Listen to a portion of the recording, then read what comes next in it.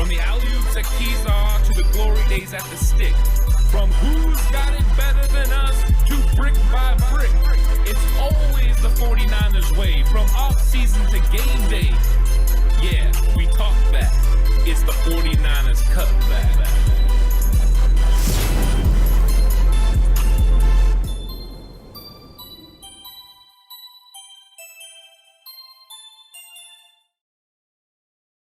It's 49ers Cutback Podcast time. Welcome to the show, everyone. I'm excited about this one. It was an interesting day out at training camp. There was lots going on, and welcome everyone in chat, even Marketing Pro. Hope you're having a good day. I heard your offensive line is absolutely fantastic down there in Los Angeles, so enjoy that. And what's up, Mosquito Killer and 49er Chanel? I hope you guys are having a really good day. Yeah, nothing happened at practice, Brad Jones. Absolutely nothing. Actually, a lot of things happened because Brandon Ayuk decided he had had enough of what was going on with Fred Warner, and he was going to let them know about it. It finally came to a boiling point between the offense and the defense. The defense has been locking the offense down, and it just wasn't working for Brandon Ayuk anymore. So it starts out with Brandon Ayuk making a wonderful play, catching the ball and getting it going, and then after that, then you had a little bit of an issue with him having some words. He was getting a little bit excited and things like that. And then next thing you know, Brandon Ayuk is squaring up with Fred Warner. They had a little bit of a conversation, a little bit of a scuffle, and then eventually it got even more exciting because it came out to a full-fledged brawl. The second time that it happened, what you had was you had a receiver running a route to the side, across the field, and Fred Warner got in front of him, and as the ball was going there, he absolutely crushed him. It was a big hit. It was a little high, and the offense just had enough. So it was one of those things where these guys got into it a little bit. Kyle Shanahan pulled the team together. They had a conversation, and then after that, everything was pretty much cleared up after that. You could tell there was still a little bit of aggressiveness coming from players on each side, but it was definitely really, really good. So let's get through I'll get into some of the questions as well as it's coming through, and I'll say what's up to everyone. How is it going? What's up, Freddie McDre? Hope you're having a good day. What's up, Ronnie? What's up, Brad? What's up, Paul? And what's up, 49ers Faithful Forever? I hope you guys are all having a good day, and I had a good day out at training camp. I got through over 2 hours of traffic to be able to make it there. Got there just as warm-ups were ending and got right into it, and it was an exciting time because they practiced 11 on 11s right in front of us. So it was definitely exciting. And I love it when they get after it. Ronnie Montoya says, love the fight in the dogs. LOL, just save some of the heat for the season. Yeah, this usually happens, right? I mean, this is something that happens in training camp. Both sides are getting really into it. Now, we know Fred Warner, from his own mouth, said he has been picking on Brandon Ayuk. He's been going after him. He picked him out. And the reason that he picked him out was so that way he could go ahead and push him because he believes Brandon Ayuk is ready for that next step and take that next leap, in his development. And so Fred's been going after him. So it's only fitting that it's Fred Warner that gets into it with Brandon Ayuk, but Ayuk didn't back down.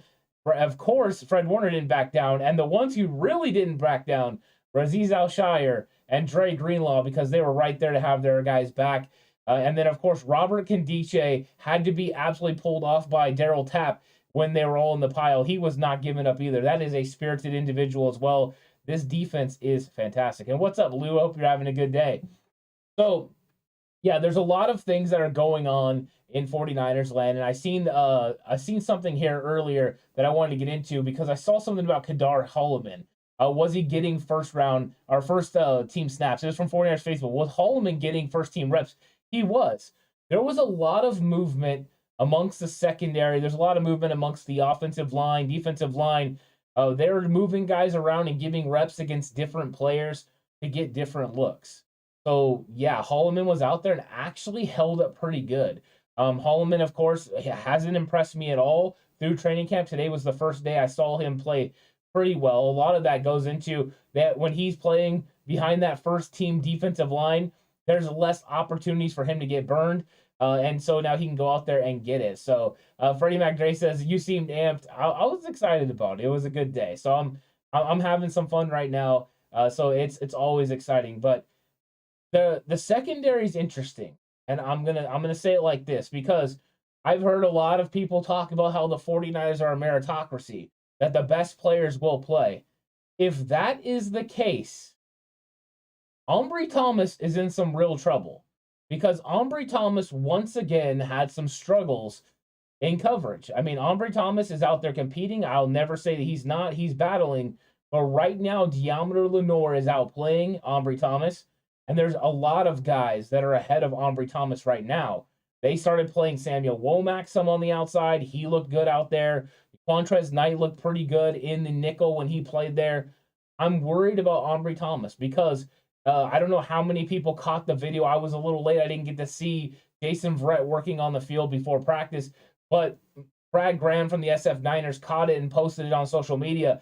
And it doesn't look like Jason Verrett is that far off from coming back. He's not that far off from coming back. That changes some things.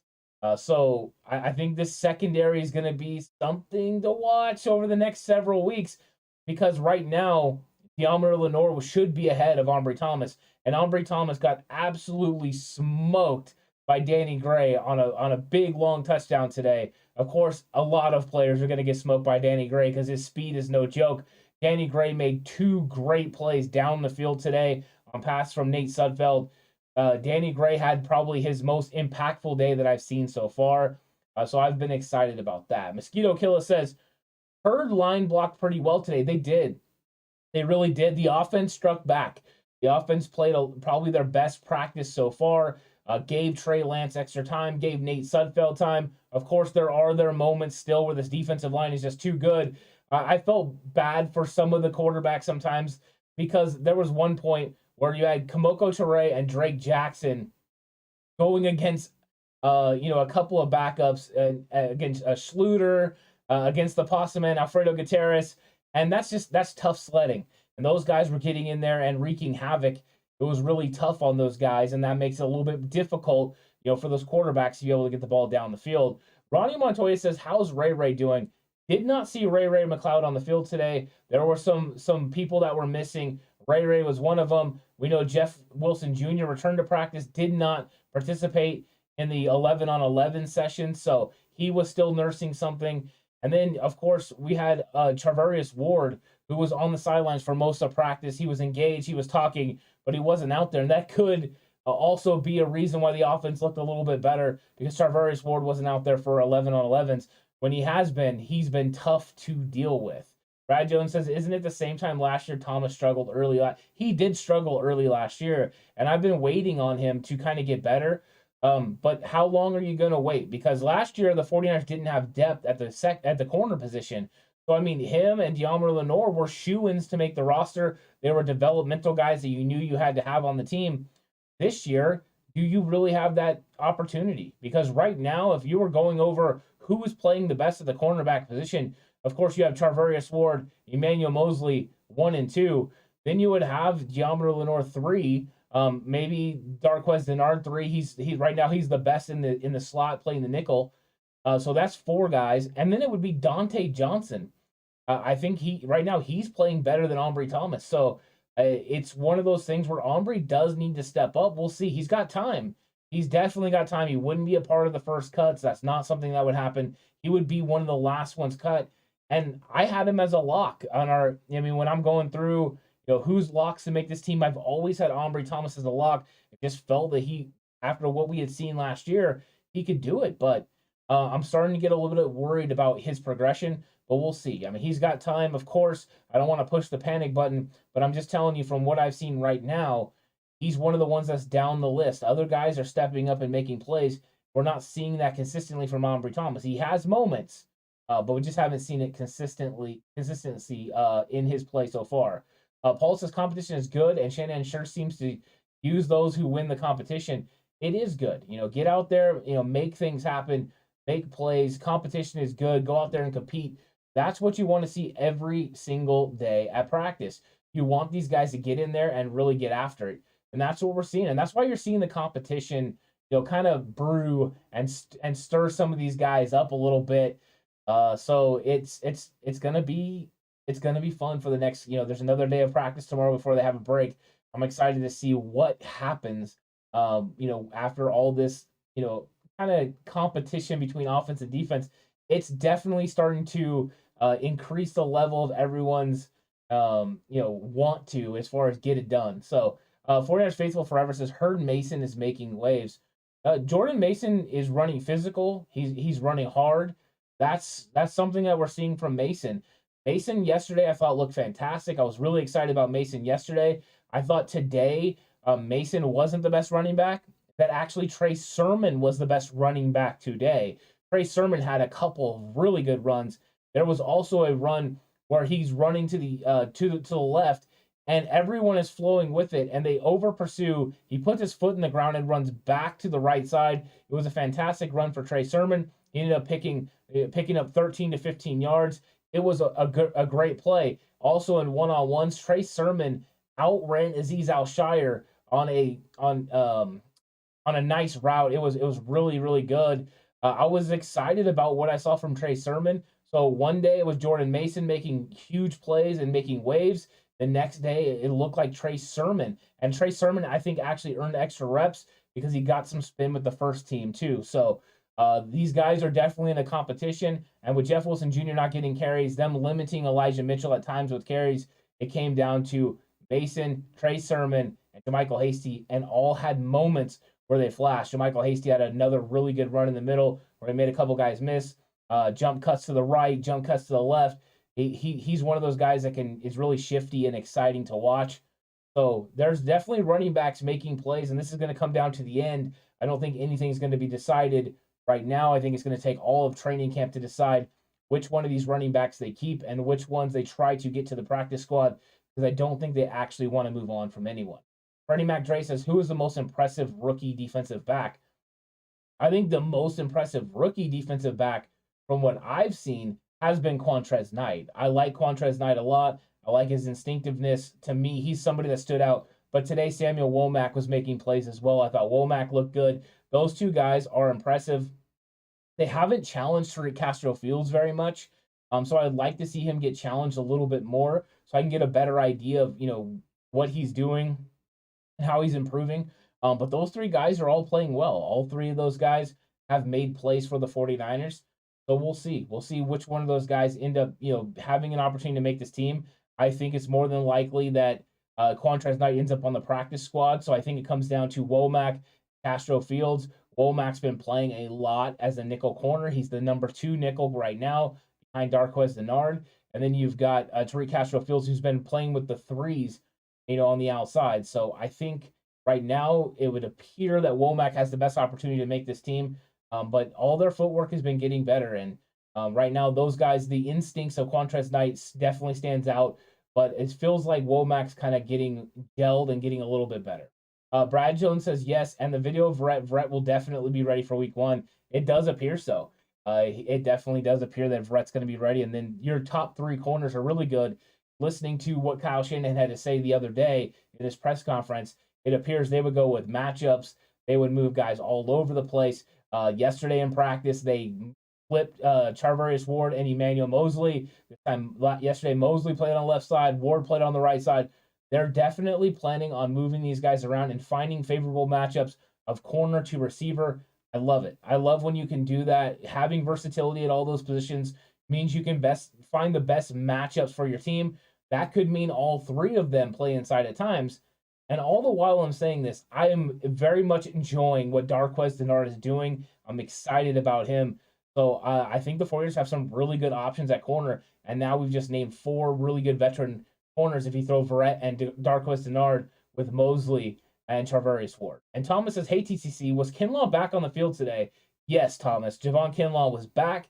Of course, they were working him in nice, but he's making plays. So Javon Kinlaw, it's nice to see him back in there. It was nice to see the interior defensive line keeping the linebackers fresh. It felt like every time there was an outside zone play, those linebackers were flying there to make the play, and a lot of that goes to this interior defensive line making plays on the inside. And, Kevin Givens was playing alongside Kinlaw for most of it. It's definitely a good group. Paul says, hey, Ant, does it seem like the O-line is gelling? Yeah, I thought so. I thought there was a very much an improvement from yesterday to today. It felt like they were definitely working better together. Even when you didn't have Trent Williams in and Mike McGlinchey in, you had guys making plays. So that's good news. I mean, just with everyone, right? You can't have great reps. You have sometimes it's good reps. And thanks so much, Shooter. Shooter becoming or re-upping his membership. Thank you so much, Shooter. I really appreciate that. That's awesome. It's always nice to have people as a part of the Cutback crew and a member of the Cutback crew. But yeah, the offensive line just continues to get better. Now, the big storyline today was Daniel Brunskill was taking first team reps. It had been Brendel, then Brunskill, then Brunskill splitting time with the first team. Today, they led off with Daniel Brunskill. Does that mean he's starting to take the lead at the center position? It could. Brunskill looks good. Brendel has been definitely competing with him. We'll see what happens. But this offensive line was way better. And that was the thing I was saying yesterday. There was a lot of conversation that the offensive line looked bad. Spencer Burford wasn't going to be able to hold up. He's not looking good. And I just kept saying, you know what? You just got to let these guys have an opportunity. They look a little bit better than they did yesterday. That's good news. You just want to progress. And that's what they're doing. They're progressing. So you're getting an offensive line that's going to continue to get better. They have been steadfast with Spencer Burford playing right guard. And those reps are going to be invaluable. And right next to him, they've been going with a young guy as well. So they're continuing to make sure that they have guys all throughout this offensive line that are getting experience. And Jalen Moore at right tackle, he's been getting a lot of run there. I watched some of the one-on-ones today. They did one-on-ones between the defensive line and the offensive line. Those are built for defensive linemen to win, but the offensive line held up pretty well. Colton McKivitz held up pretty well at left tackle. He had his moments, of course, where he got beat, but who wouldn't against this defensive line? But there were other moments where he beat Kerry Hyder, he could beat Drake Jackson. He rode them by. So there was improvement along the offensive line, and that means hopefully the farther we get into training camp, the more chemistry these guys will get. They'll gel together, and then that will really help the run game. And if the run game really starts going, that's when the passing game will get it triggered. So Freddie McDre says, what do you expect from the DT group and recent signings? Are we thin? Minor injuries that linger. We're thin at practice right now as far as the guys that you expected to make this roster, but we're not thin with guys when we get to the regular season, because Eric Armstead will be back. Hassan Ridgeway will be back. Those two guys, throw them with Kevin Givens, Javon Kinlaw. That's a four-man rotation right there. If you throw in Robert Kendiche as the fifth guy, you've got a lot of ability there. So I'm definitely excited about each one of those guys. We'll see. We'll see what happens.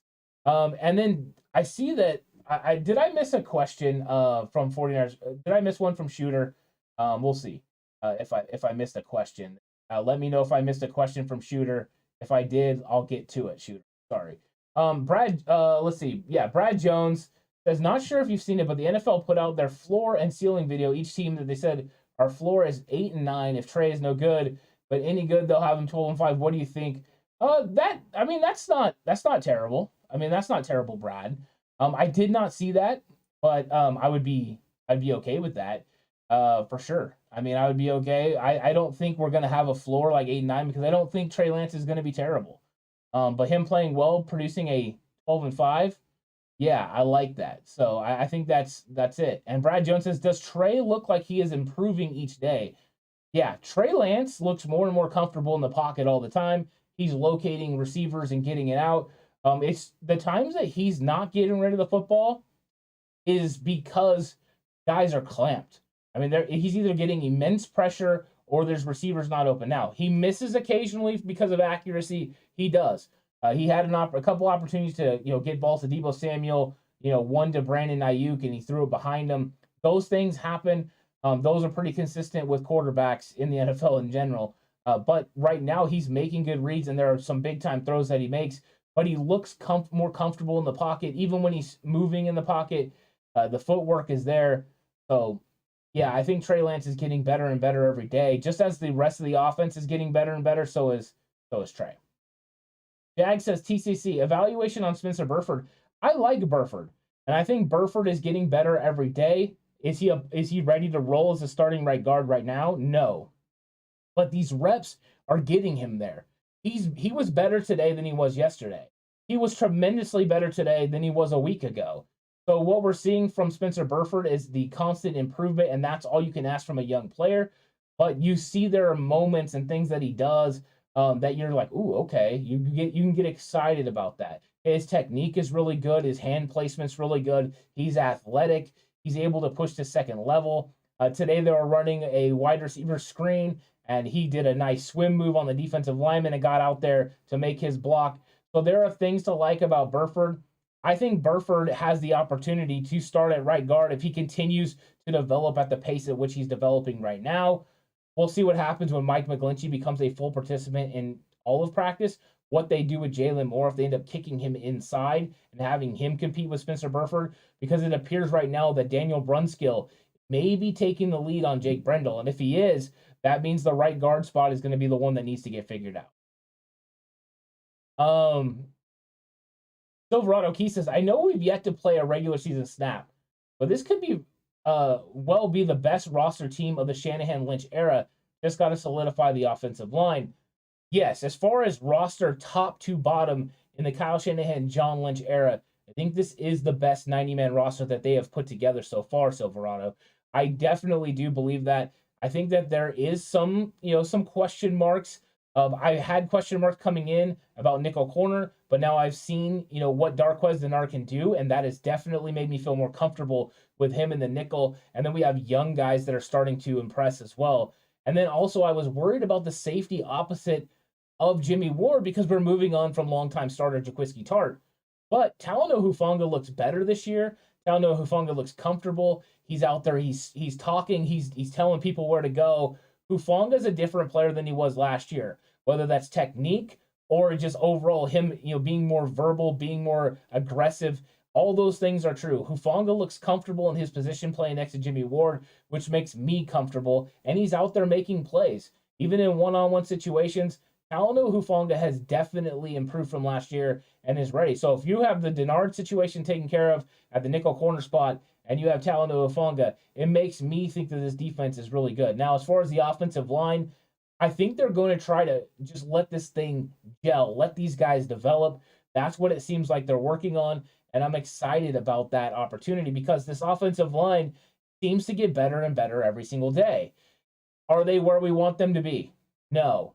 Are they still getting beat by a tremendous defensive line at times? Yes. But I'm definitely excited about their opportunities because today was so much better than yesterday, and the offense looks so much better today than it did yesterday. The offense definitely struck back against the defense. They made some plays today. There were some hole shots. Danny Gray made shots down the field. There was big runs by Trey Sermon. There were things happening. Deebo Samuel was getting involved in the offense. Brandon Ayuk has consistently gotten a part of the offense. So it's exciting. I mean, it's exciting that the offense, now that they're getting further and further into the install, is starting to be able to run a lot of the plays. And it's like Trent Williams said, they're not game planning to beat their defense. The defense already knows their personnel groupings, knows the plays that they run. They know how they install. The defense has all the advantages. So the offense is overcoming that, but they're also going against one of the better defenses in the league, which ends up being huge for the 49ers in the future. And then Ronnie Montoya says, how's Jordan Mason? I like Jordan Mason. Yesterday, Jordan Mason had a great day. I came in here and talked about it. I love the fact that Jordan Mason was out there making plays in the passing game. He was running hard. I thought he had the best run of the day yesterday. Vision, balance. He looked explosive when he was running. So I was good with Jordan Mason. And then today, it was like, okay, Trey Sermon's like, I saw you, Jordan Mason.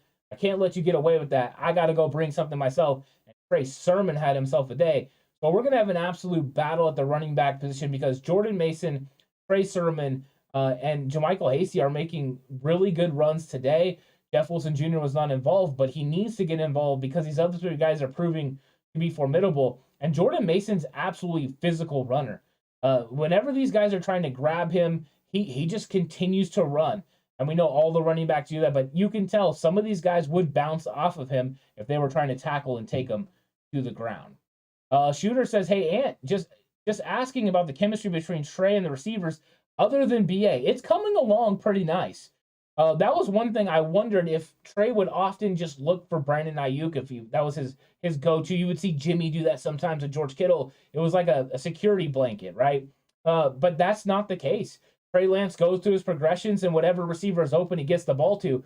So I've seen him have pretty good chemistry with George Kittle. They've connected on some plays, and now he's getting that chemistry with Deebo Samuel as well. Him and Deebo had a couple of really nice plays today. There was a couple they missed on, so I'm sure they're going to get better and better as they get used to the timing, of the throw coming out and Deebo's speed. Those things you always have to work on. You get used to some of their body language and things like that. So I look for their chemistry to improve. But overall, I thought he's been showing pretty good chemistry with the wide receivers. When he's missing, it's not like he's missing by a lot. He's missing them maybe a little bit behind. He's throwing it a little bit ahead. There was one time today where he threw one ahead of Deebo Samuel, and it appeared that he had just thrown one errant. But I think he was actually trying to lead Deebo Samuel away from safety Jimmy Ward, who was coming down on him and coming down on Deebo in a big way. I think he was trying to protect him. So sometimes you're throwing the ball out in front to protect your receiver as well, get them away from danger. So the pass looks very errant. Somebody might, look at it and say, oh, but man, Trey looked really bad on that one.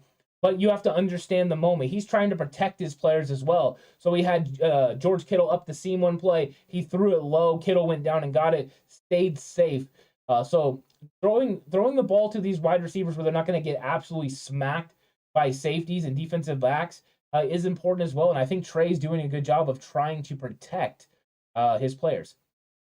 CJ says, just hopped in. Talked about the fight already? Yeah, that was one of the first things we got into, CJ. The fight was between Brandon Ayuk and Fred Warner. The story behind it, Ayuk makes a play to start 11 on 11s where he gets up the seam, makes a great catch. After it's over, he's letting Jimmy Ward know about it. He's letting everyone know, hey, we're making plays. And then you had some words between Fred Warner and Brandon Ayuk. There was a little bit of a scuffle. They got it taken care of pretty quick. All the players got involved and kind of pulled people away. But what happened later was we had Johnson come over the middle, and we had Fred Warner absolutely take his head off. I mean, he lit him up, and really Fred just threw a shoulder, but because he wasn't paying attention, he got him pretty good. And then it turned into a full-fledged skirmish. It was interesting.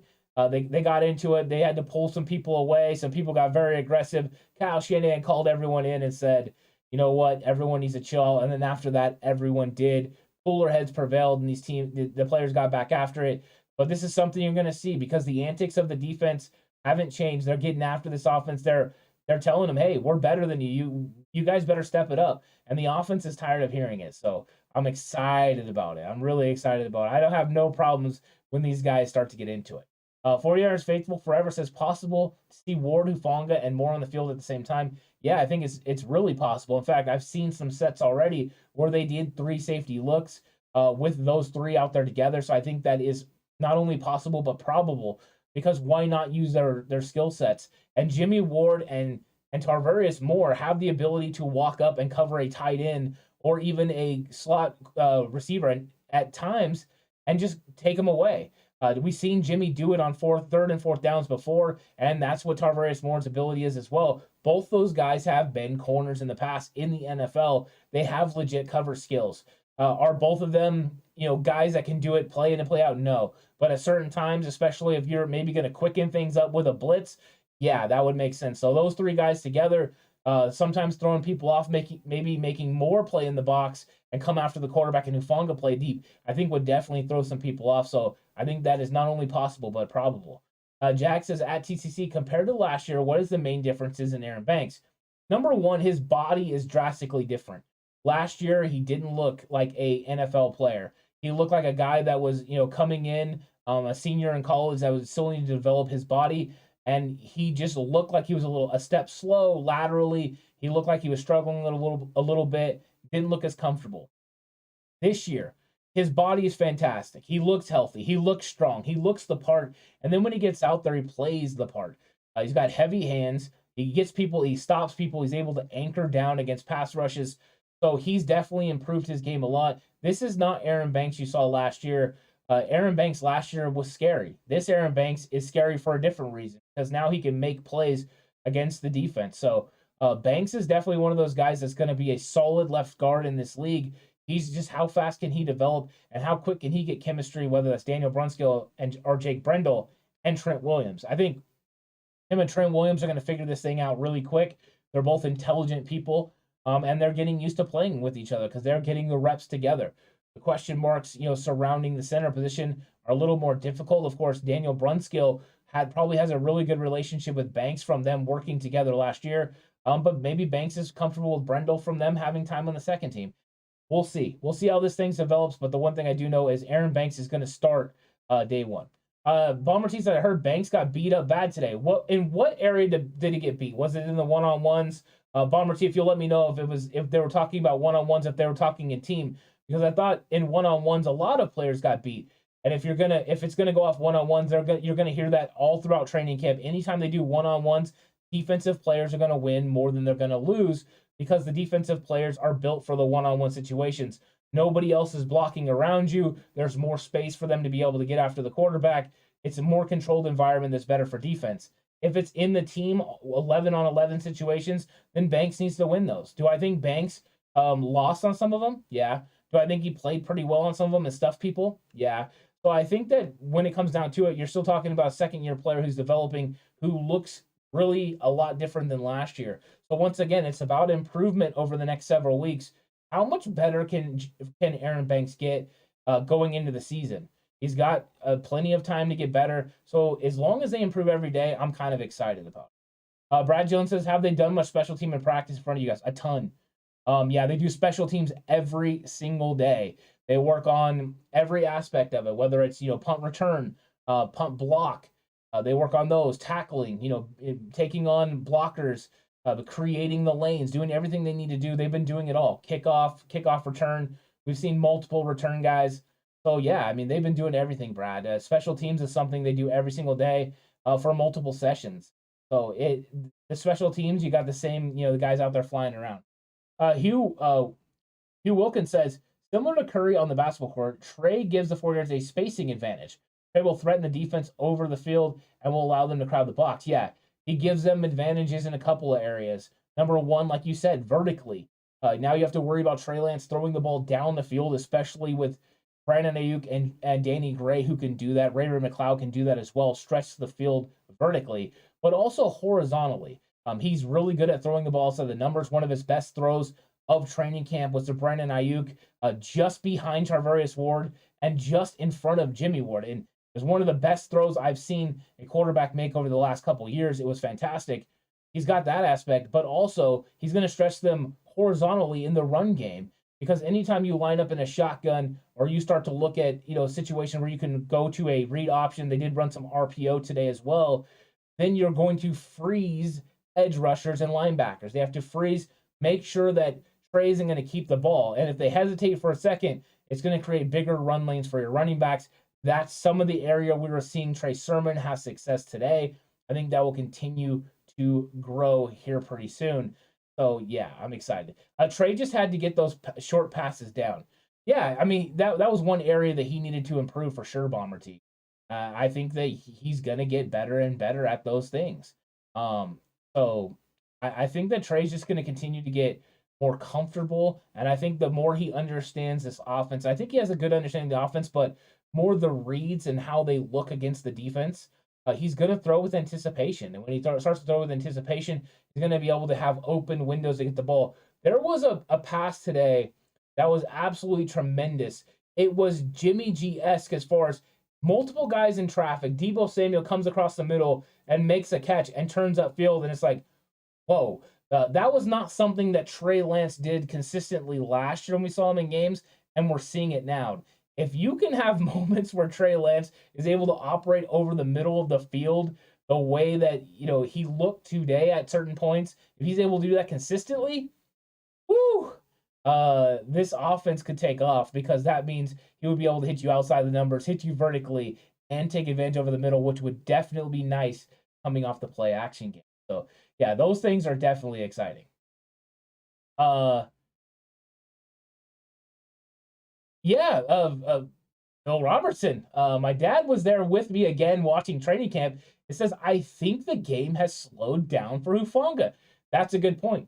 Now that he is comfortable with where he is, what things look like, things have definitely slowed down. And it was awesome. My dad used to coach defensive backs, and he was breaking down defensive backs for 2 days in a row, yesterday, today, and he gave me a lot of tidbits on each of the guys. and we were both showing that concern for Romney Thomas, but both over the moon about Hufanga because the coverage was the things we were worried about. But now you don't have to worry about that because Hufanga's making a lot of plays. And like Phil said, my dad said, things have slowed down for Hufanga. Now he's moving faster because he's moving football fast. Great point right there. Definitely love that one. Marcus Johnson looks good returning kicks. Yep. Dad was all over that one as well. He's definitely excited about Marcus Johnson. And Marcus Johnson's the one that got his head whacked by Fred Warner. But yeah, he looked every bit of that 4.3 speed. It's been exciting. So yeah, it's a good one for sure. 49ers faithful friends, Drake Jackson update. Drake Jackson going against Alfredo Gutierrez was just unfair. Drake Jackson not only beat him around the edge, but also beat him with power as well. Drake Jackson's an exciting player who's got a lot of bend in his hips. He's going to continue to get better. He just needs more reps. And you can see Chris Kasarik and Daryl Tapp consistently work on him being able to get around the corner, working on his hand placement, working on his hand technique. All things that Samson Ebukam had to work on last year, you're seeing Drake Jackson work on. The only difference is Jackson's farther along in development because he didn't go to play linebacker. Ebukam talked all about that yesterday. That ability to just turn off that, that I have to read things and understand what's going on first. No, it's go. It's create havoc and allow the players behind me to clean it up. That's something different that you get in San Francisco. So Drake Jackson is going to be making some plays, I think, this year. What role? I don't know for sure. And what's up, Dames? Welcome to chat. I hope you're going to enjoy yourself. Chat's been going pretty strong today. It's very exciting in there. Jag says, TCC, I know it's really early, but who's the leader for starting center in your estimation? Early on, it looked like it was going to be Brendel. Then pretty soon, it went Daniel Brunskill was splitting snaps with Brendel, but Brendel was taking the first snaps of the offense, and then they would switch. Today, Daniel Brunskill took over that role. He took first-team reps with the first-team offense. I think Daniel Brunskill is putting pressure on Brendel now. I won't be surprised now if Daniel Brunskill ends up being the starting center. He's looked good. They feel confident with him. He has experience. So this Jake Brendel thing, we'll see what it looks like tomorrow. Maybe Brendel will be back in the mix and they'll be going after it again. But I think Daniel Brunskill has a real shot to win this. I think Brunskill has looked better in my estimation than Brendel, just slightly better. But that is definitely something that we'll continue to monitor, those two guys working against each other. And then let's see what happens with Burford. If they're just going to roll with Burford and we're going to go Brunskill and Burford, that could be interesting right there. We'll see. We'll see. But I do think that Daniel Brunskill's asserted himself as a guy that can definitely start and make plays for this 49ers offense.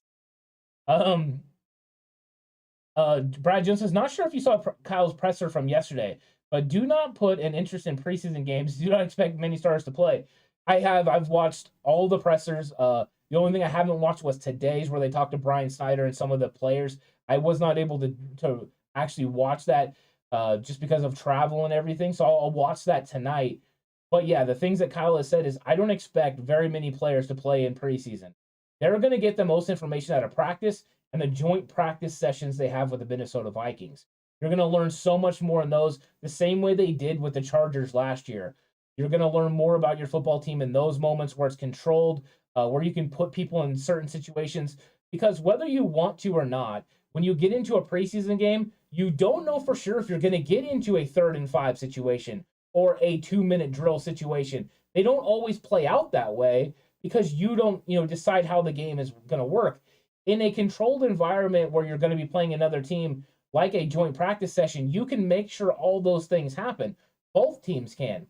So you can get exactly out of it what you want, which means it means more for your football team. I think a lot of decisions are going to come out of that because of Minnesota and the 49ers being able to work together. I think it's going to be beneficial for both teams. So, and there's some good players. I'm curious what happens when Charvarius Ward and Emmanuel Mosley lock horns with Justin Jefferson. It's going to be exciting. I think that's going to be cool. I'm really ready for that too. Lou says, what exactly is Gutierrez hanging on yearly? With Gutierrez, what comes down to is he doesn't affect your 90-man roster. He's a part of the exchange program. So the 49ers can keep him around, see what's going to happen there. When it comes down to it, he's still 6'9", 350 pounds. He's massive. He's huge. So you look and see what you can get out of him. Ultimately, you don't expect him to make an impact on your football team, but you need camp bodies anyway. So you need guys that can go in there and play, and he's a good guy, and they know that he's working hard, and he is better than last year. So whenever you see a player get better during the year, why not? Why not just continue to look at him, give him some extra reps on your third team? It doesn't hurt anything to have him in there, because more than likely anyone on your third team isn't going to make your roster, or maybe one or two will. We'll see. Ronnie Montoya says, who's the most impressive rookie in your opinion? I think it's Drake Jackson right now. The physical ability is there. The high-end ability to do big things in the 49ers defense is there. I mean, I can realistically say I can see Drake Jackson starting opposite of Nick Bosa one day. But with that being said, Danny Gray was very impressive today. Danny Gray and TDP are going to make an impact on the 49ers in 2022. I think Drake Jackson will too. I just wonder how much of an impact because of how good the 49ers defensive line is. So I think it's going to be a better opportunity for Danny Gray, for TDP, and now Spencer Burford maybe to make an impact in 2022. But over the long term, I think sky's the limit for Drake Jackson. The guy's got tremendous ability. So I think that we'll see what happens with all that. And Lou says if Brendel gets beat by Brunskill, what happened? It just means Brunskill's, a better player. They were pretty confident in Brunskill in 2020 that he could go in there and play center. I think at one point they even thought he could have been the long-term option, and then they went Alex Mack, which I don't think anyone disagrees with. Alex Mack is one of those guys that was almost a perennial All-Pro. He understood the offense inside and out. He understood what he was looking at. He was able to decipher defenses, so that was invaluable. And Brunskill talked about how much he learned from Mack. Maybe that helps give him advantage next year. Maybe he learned a lot from Mack because he said he does miss him a lot. Marvin Rose says, what team are the 49ers going to run practice against? It's the Minnesota Vikings. Yeah, they're going to be working with Minnesota. Who says, happens to Brendel? We don't know. I mean, what happens if Brendel doesn't become that guy? He could be the backup. They could decide to go with a younger player like Donovan West. I don't know yet. We'll see. What's the improvement going to be of Donovan West? He has gotten better already. Donovan West is better today than he was last Wednesday. Let's see if that continues. Let's see if he can go up there and start pushing Jake Brendel, because I don't think there's a huge difference right now between Brunskill and Brendel. So I don't know if Donovan West can actually get in. With some teams not EL. I don't know exactly what you're saying, Jag, if you could clear that up. Oh, there it is. A TCC. With some teams not playing starters in preseason, how many snaps for Trey? I think it's going to be real limited. I think they're going to treat him like he's the starting quarterback in every team does. He's just going to play a few snaps. I wouldn't even be surprised if he doesn't play some. Oh, yeah. CJ says, really excited to see our DBs against Jefferson. That's going to be a blast. Hopefully a lot of people are there and can give us some idea of what's going on. I might have to reach out to One Bar and Lou Pegas from guys we worked with before from the Minnesota Vikings, because we definitely need to get some inside information on this. Maybe some guys will get down there and learn, because I am not going to be able to go to Minnesota as much as I would love to go there and watch those joint practices. I'm not going to be able to do that. 49 Minded, what's up, Bashar? What up, Ant? We appreciate the camp coverage. Thanks so much, Bashar. Thanks for coming through and saying hi. I hope you're having a great day. Grish says, how's it going, Ant? It's going good. I mean, I've been able to make it out to training camp every single day they've had it open. It's been exciting. So I've been having a really good time breaking down football, getting to watch these guys practice, and learning a lot, because I go down there with a little bit of a different mindset than some. I'm not writing down stats. I'm not writing down, who scored all these touchdowns. What I'm looking at is their reps. What are they doing? How are they improving? Who's making plays? I'm just looking at those things. So I'm definitely excited about the team, because I think they're advancing. I've seen players that came in on Wednesday, and now we're almost a week later, and they've made drastic improvements. That's good. And I know coaches love that. They love seeing improvement and stacking good reps on good reps. You might have had one good rep on Wednesday last week. If now you're having 5 good reps, you showed a steady increase. That's a good sign for you and your development in training camp. And that's what it's about. It's a development time for your football team. You want everyone to get better, and this is a great time to do it. So, yeah, that's what we're looking for. Let's see. Let's see what we got in chat right now. Bobo says, my opinion, Cap is the reason why the NFL refs screw us in big games. He made the NFL look bad. I think the refs just have their moments. They really do. Garish says, offensive line, big concern. What are your thoughts? Yeah, I think it is a concern. I think it's a concern until these guys prove that they can gel, play together, and be able to consistently make plays. I think the gelling part I want to see come first. I know everyone would talk about the pass protection, but I actually want to see it in the run game because once these guys start gelling together, and when you're playing these zone blocking schemes, you have to work together and you have to move together. So them being able to get their chemistry down to be able to work off a double team, press to the second level, and make a block on a linebacker is so important.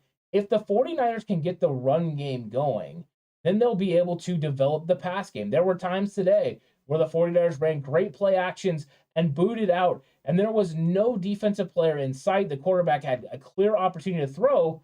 The only problem was no receiver got open because the 49ers secondary is so good, they clamped everyone down.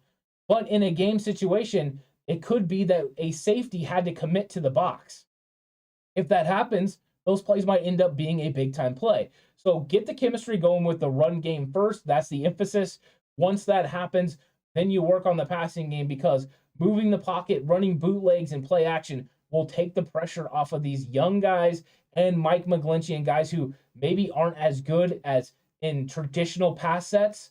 So I think that that's what they're working on right now. And if that happens, a lot of those worries about the offensive line will alleviate.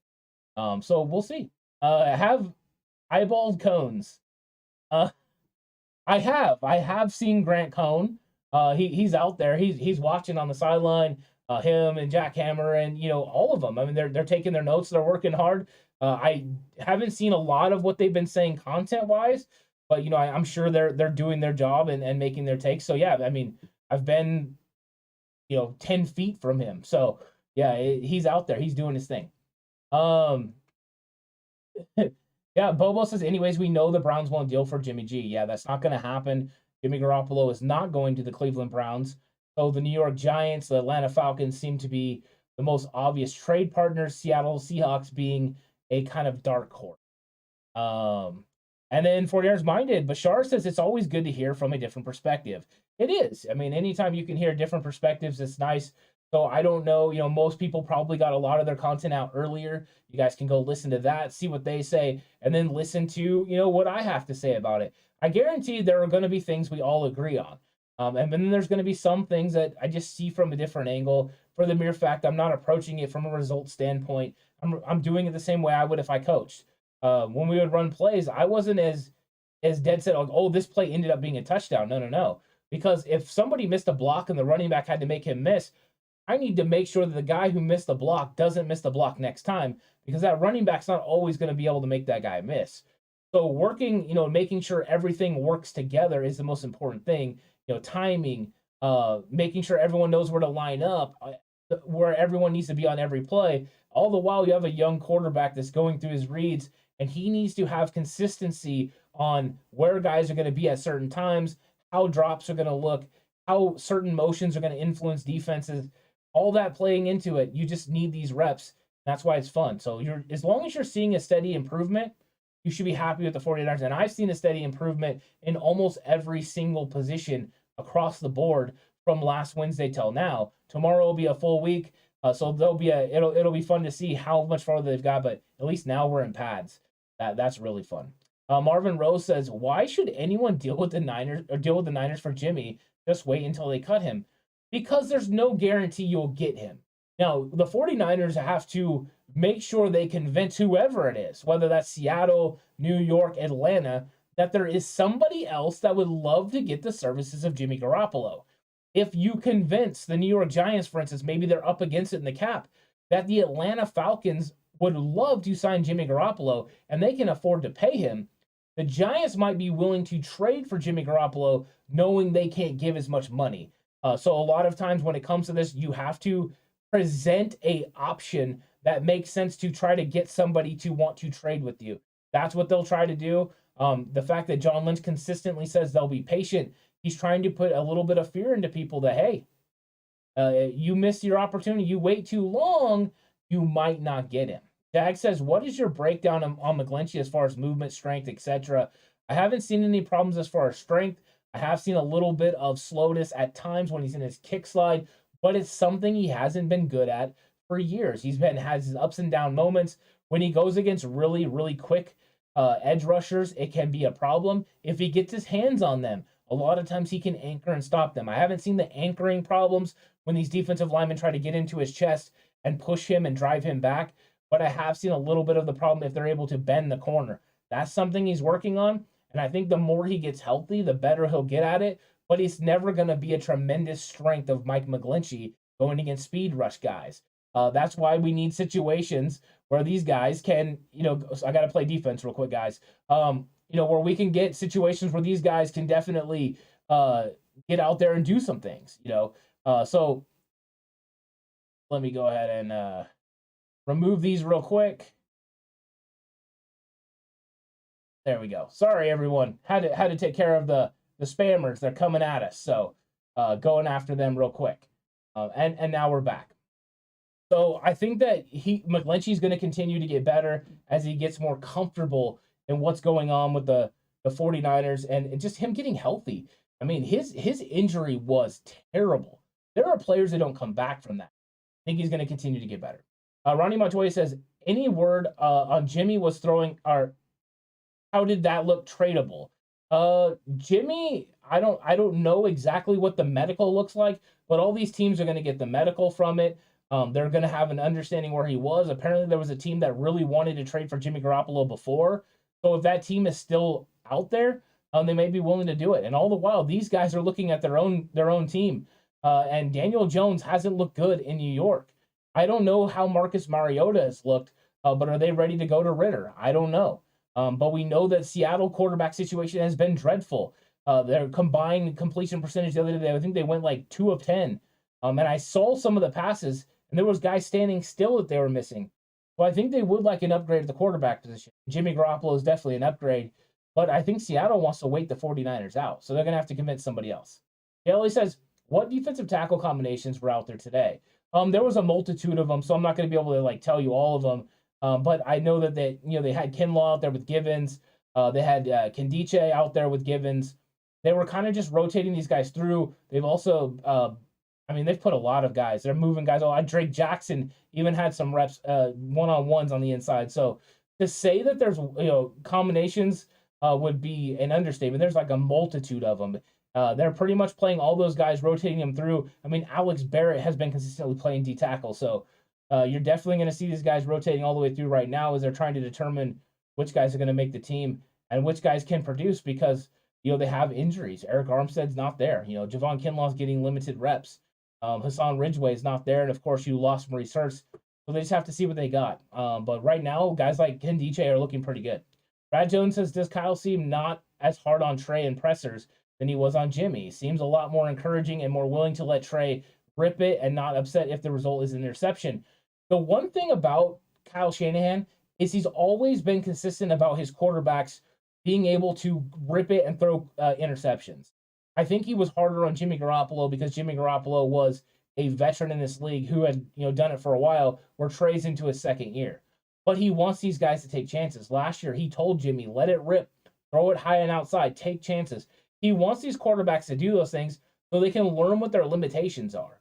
If they know what their limitations are, then they know what they can't do when they get into a real game. Don't throw this pass. That's going to end up in an interception. I can't make that throw. So sometimes right now, they're taking more chances and more liberties than they normally would in a game. But you don't want these guys just taking every single check down in practice.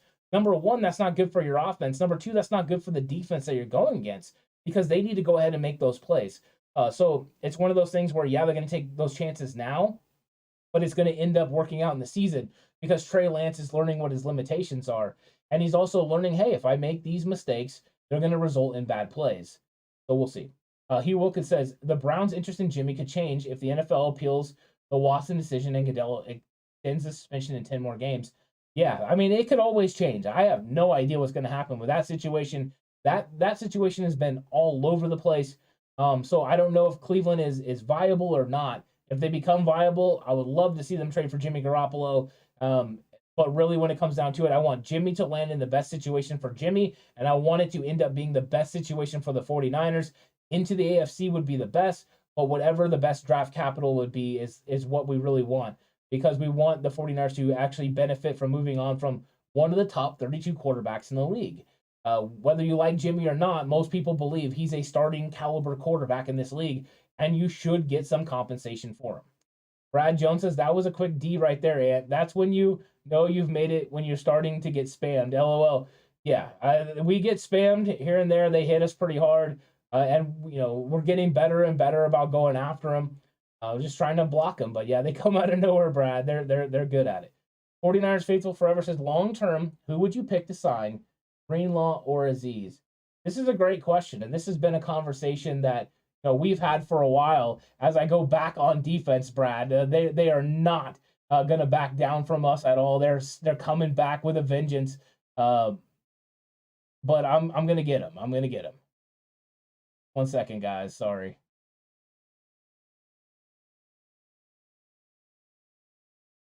Oh, wow. They're getting me. Come on, computer. Okay. Got it. There's multiple.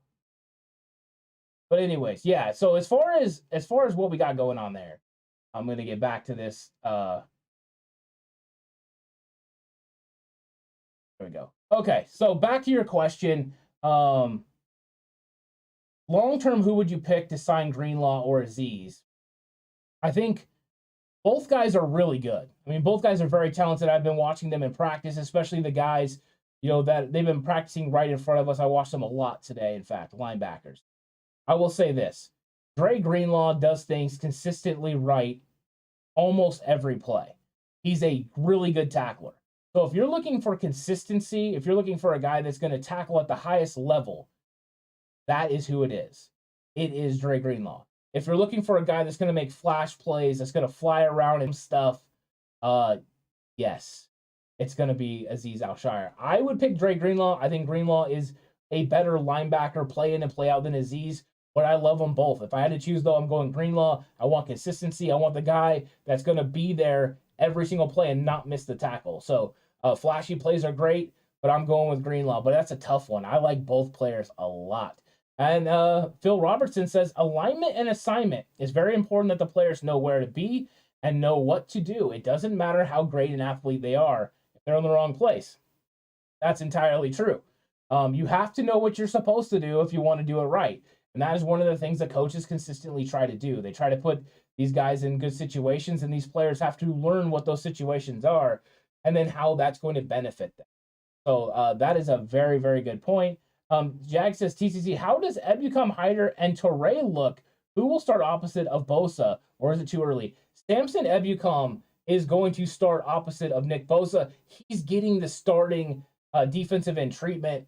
He's able to go out there and get after the passer. He's out when Nick Bosa's out. It's definitely Samson Ebukam who's the starter. And then I actually think the guy that's next in is Charles Omenihu. They've been putting Omenihu in on left side, on right side. He is that guy. So it actually goes Ebukam, then Omenihu. And then after that, it's Hyder. Torrey has been getting moved around today. He was working with Drake Jackson on kind of the 2.5 group. That's what I've been calling it. It could have been the 3. But I think all these guys are really good. Torrey has moments where he's just getting in the backfield. It's going to be, Torrey is going to make some plays this year as a situational pass rusher. They've got so much talent on the outside. Jordan Willis was making plays today as well. There are so many guys. How are the 49ers going to figure out which guys to keep? With the injuries on the interior, I wonder if they do turn and just say, you know what, Kerry, we need you to play some downs at D-tackle. Look at Jordan Willis. You know what, Jordan, we need you to play some snaps on the interior at defensive line, because you need to keep these edge rushers. You don't want to lose them because they're going to be beneficial to your team down the road. Classic says, I think Ebukam. So Phil's saying that as well. 49ers Faithful says, contract year for Ebukam. He's going to ball out. He's got a number in his head. He said he wouldn't tell everyone what the number is in his head for sacks, but I think it's double digits. I think that's what Ebukam is shooting for. I think the improvement from, if you go back and watch him in the preseason last year, which I did, and watch his hand skills and hand placement when he's rushing the passer, he looks like a linebacker who's blitzing. When you get into the last set of games and then into the playoffs, his hand placement and the way he rushes the passer looks like a defensive end that plays for Chris Kasarik. I think that development happened during the year. I think that development has continued during the offseason. I think he's going to be very hard to stop this year because if you don't move a lot of guys, if you're not double teaming and triple teaming Nick Bosa, if you're not sending two guys Eric Armstead's way, those guys are going to win. So if you send those guys, though, that means Ebukam and whoever's lined up next to him. And you can pick your poison. Is Charles Omenihu lined up next to him? Is it Kamoko Toure on the outside with Ebukam on the inside? Is it rookie Drake Jackson? There's so many options for these guys out there. It's going to be nasty. And all the while, you get him in a certain spot and you don't know if he's going to stunt. They're going to put major pressure on these offensive lines around the league to be able to stop them. This is a defensive line because of depth that just doesn't stop. It's going to be absolutely impressive. So, yeah, Jag, there's a lot of really, really good players, and they all look good. There's not a bad player along that defensive line right now. I had question marks about Adkins early on. He's developed. He's gotten better. So when they bring guys in, they're just creating havoc. They know a certain type, a certain build. They're bringing those guys in, and because of Chris Kaceric's ability to develop certain guys and play in a certain scheme, they do a lot of cool things. Foreigners faithful forever, since he even talked about Jackson putting pressure on him to get better. He knows Jackson's his replacement. Yeah, definitely, and he is. Drake Jackson's a cheaper version of Samson Ebukam, except he's bigger. He could potentially could end up being faster. We know he has more natural bend than Samson Ebukam. So that makes you step up your game. You know what Ebukam could do? Go out there and have a 10-12 sack season and put everyone on notice, and somebody gives him a huge contract, and then it doesn't matter. So I think that's a good point for 49ers forever. Ronnie Montoya says, how's Poe doing? Poe's doing good. Poe improves every single day. He's getting second-team reps now at guard, and it's been something consistent. He's gotten left guard snaps. He's gotten right guard snaps. They have been working him at the guard position. I think he's going to continue to get better, and I think he's going to be a player that the 49ers are probably going to end up putting on their practice squad. I don't think he can sneak onto the active roster. If he did, that would be impressive. But he's putting together a good camp, and I mean, that's all about getting better. You can tell the size difference between Jason Poe and everybody else. I mean, he's not as tall, he's not as long, but he's definitely out there working hard. And the thing is, he always gets able to play with leverage because he's the low man, so that's always good. Silverado Key says, what I'm most excited about is we can now play 11 on 11 versus 10 versus 11, and Trey is an extension of the run game. Defenses will more have to play every level, the whole field offense unlocked. Exactly. I mean, his athletic ability is going to give you some opportunities. Number one, you have the fear of him running. So if you fear he's running, that means you have to keep an edge rusher there to be able to collapse down or play him on a read option. Also could be if you have that edge rusher go down the line of scrimmage, that means you're going to have to play a linebacker or safety on him, and that takes somebody potentially out of the passing game. And that whole while the 49ers are running a RPO, and that linebacker is committed to stopping Trey Lance and commits to Trey Lance too early, you get situations like you got today. Now, it was Brock Purdy that was actually running the RPO, but on the play, the defensive end committed to him. He pulled the ball, he threw the ball to Danny Gray, who ran a slant pass and took it about 30 yards upfield, just only to be stopped by one guy. So those opportunities are going to be there. So yeah, I love Trey Lance being able to operate this offense, and I think Kyle Shanahan is going to take advantage of the fear of the run. Not so much the run, even though Trey will do it at times. He'll scramble, he'll extend plays, but the fear of the run is what's going to be important for the 49ers in the run game, and then also the fear of getting the ball down the field. You want to load the box against us? That's cool. We've got Danny Gray, we've got Brandon Ayuk, and all the while we've got two All-Pros, one a tight end and one a receiver, and Deebo Samuel and George Kittle that can make plays anywhere along the field. So it's dangerous, and this offense can be dangerous. Jag says TCC of the D tackles, who looks like this year's Arden Key. It's Charles Omenihu. It's definitely Charles Omenihu. So Omenihu is going to be that Arden Key role early. They've done some things with Kerry Hyder. Now we've seen Drake Jackson starting to move inside as well, mainly during one-on-ones, but that is something I could see him doing. When we get halfway through the season, there's going to be opportunities for all these guys to move around. Hugh Wilkins says, long-term, is Poe a guard or is he a center? I think he's a guard. I think they want to use his athletic ability to be able to pull in the gap scheme, to be able to kick guys out, and they want him to feel comfortable. Now, it is more important and easier to learn guard, so they could always transition him to center right now, But out of the young guys, Donovan West has been the guy that's consistently got the snaps. I think Kel and also Poe are going to be guards this year. We'll see if either one of them make the roster. So far, they've been moving between the second and the third team. Both have moments where they look good. Both have moments where they struggle a little bit. But they're rookies going against a very good defensive line. No easy feat. 49 Faithful Forever says, Ant, who's your dark horses on the team to have a great season? I don't know if there's really like a dark horse because I think there's some obvious guys. But I think right now, one guy that I've been really watching is Darqueze Dennard. I think he's poised to have a really good season. As long as he stays healthy, I think he can command this nickel position. And I mean, he's looked really good out there. He looks confident. His footwork is fantastic. His technique is good. So I like Darqueze Dennard. I think that anyone on this defense could have one of those big years. And I don't know if there's really a dark horse because they're all so good. He's probably the one that's probably the most of a dark horse. That's why I chose him. Can't choose Hufanga. I mean, who are you going to choose? There's so many dominant players on defense. And then on offense, there's a lot of players as well. I think if we're going to talk about a dark horse who can make some plays on the offense, I'm going to go ahead and go with Ray McLeod. I'm going to stick with that. I think there's going to be a niche role for him that Kyle Shanahan's going to use. We had a $2 super chat from Bobo. Trey's an excellent situation, so much weapons. Perfect for the players they've been putting around him. They've been building an offense around Trey Lance that is fantastic, so I'm excited about it. And we finally got a quarterback situation together, have the best linebacker trio, best pass rush, the pass rush is nuts. D'Amico going to be in his bag, top 5. To top 3, D most definitely. We just got to stay healthy. That's the key, Silverado Key. You got to stay healthy. And I think you laid it out pretty well. I don't really have to add a whole lot to that because you said it so good. As long as they stay healthy, they can be one of the top 3 defenses in the league, which means that's going to give Trey Lance and all these weapons more opportunities to make plays. And there's a lot of exciting young players that Kyle Shanahan's going to get to use. This 49ers offensive line just got to gel. First in the run game, and then in the pass game, and then they're going to be dangerous. And then it's Silverado Key, bro. Got it. It's Silverado Key. Love it. Let's see. Jag says, it seems that the Niners might have learned from last year how important it is to have quality line depth, especially with long 17-game seasons. It is, and the NFL knows this as well. That's why the NFL allows you to bring up a extra offensive lineman from your practice squad. So that this is something the NFL's continuing to do. So you can actually have 9 offensive linemen dressed for games. The importance of offensive line, especially right now, is important. You don't want to have situations where you get absolutely devastated. And we've seen teams get devastated by injury along the offensive line. The NFL doesn't want that because they want to protect their money makers, which are their quarterbacks. And teams don't want that. They want to be able to have great depth because O-line depth is something they have to do.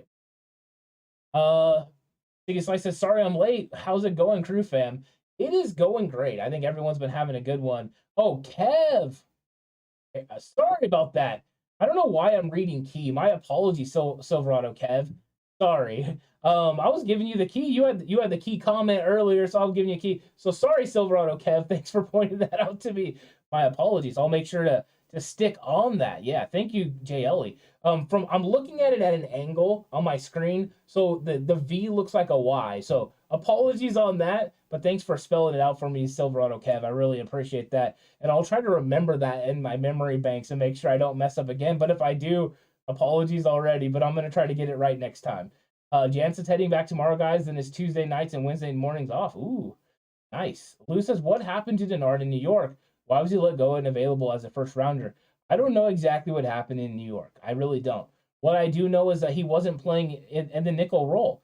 So maybe the 49ers have found his niche, him playing inside. Maybe he had a weakness on the outside, but he's been highly touted. So I'm excited about it. I'm excited about him.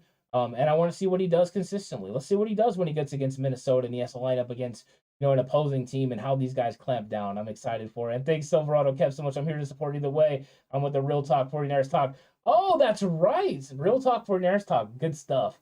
Good stuff, Silverado Kev. I appreciate that. Yeah, so there's a lot of stuff going on. If you haven't checked out Real Talk, I'll shout it out. If you haven't checked out Real Talk 49ers Talk, check it out. Silverado and them do a really good job over there. So really appreciate that. Yeah, good stuff. Really good stuff. And I'm not going to hang on too long. I've been going for over an hour now, but I've been having such a good time chatting with all of you guys about camp. It's been fantastic. But I'm gonna jump off here in a second because I'm tired, guys. I've been doing a lot today and I've had a really good time. So all of you guys, Thanks for doing chat. Chat was fantastic. You guys really let it happen. It was good. I'm excited about it. I'll get back to you guys again tomorrow. And you know what? I have to talk about this. We had a couple good ones. Shylock says any good coach would keep 2 good quarterbacks. Bill Walsh brought over Steve Young, knowing Joe Montana was the man. And what did the 49ers get? The best out of both of them. Kyle Shanahan has a long ways to go. That could be an interesting comment. Let's see what they do with Jimmy Garoppolo. But I wanted to get that one out there. And then 49ers Faithful Forever says Croft climbing the depth chart. Yes. Croft today, when George Kittle was taking a break, he took the first team reps.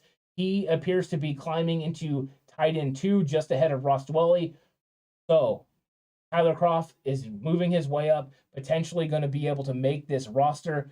So I'm excited. I'm excited about it. And Siggy says, great job, by the way, and best coverage of camps ever. Been a fan before as a kid from Notre Dame, was drafted. So thanks so much, Siggy. I really appreciate that. I'm having a really good time doing all this and having a conversation with all of you. There's a lot of really cool stuff that is happening out there in 49ers land. So, and well done, JLE, with the eye merch. I love that. Jack says, when do you foresee NFL will expand the rosters and give them 2 days off? Or 2 off days when they get to 18 games, Jag. When the NFL Players Association agrees to 18 games, there will officially be enough money to expand the rosters, because the NFLPA has a big part in the fact that they do not want roster sizes to continue to expand. As they expand, their players lose money because there's only so much of the pie to go around. So when that happens, it will happen. And yeah, thanks everyone. I really appreciate it. Thank you all for coming through and saying great things. And like Jan said, as always, you're not wrong, my guy. So I hope everyone has a good one. I'm up against it. This was a great conversation. I will see you all tomorrow for a great chat. It's going to be a fun one. Stay safe, and remember, the right way is always the 49.